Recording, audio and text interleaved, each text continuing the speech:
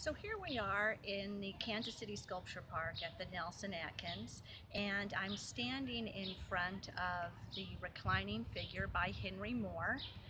The Nelson Atkins Sculpture Park has the largest collection of Henry Moore sculptures anywhere in the world outside of the UK, which is where Henry Moore is from.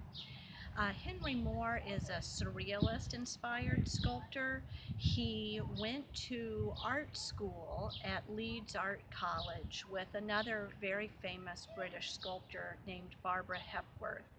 And Barbara Hepworth introduced what she called the whole in her sculpture. Now, Barbara Hepworth's work was entirely non-representational. She was much more avant-garde in that respect.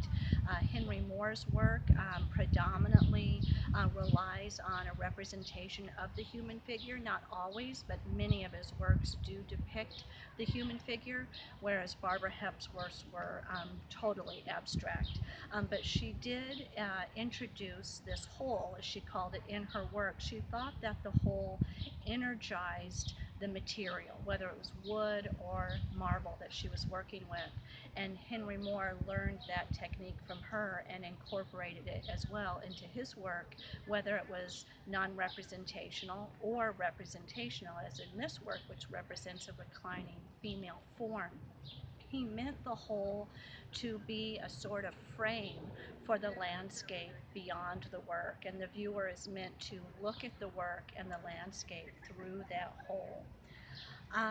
When Henry Moore died, his studio was investigated by the public. There was an interest in the materials that he studied and used as models for his work, and a number of pieces of bone, vertebrae. There was a rhinoceros skull that was found, as well as shells and other organic materials that you can see when you walk around the Nelson Sculpture Park. You can see represented in his work.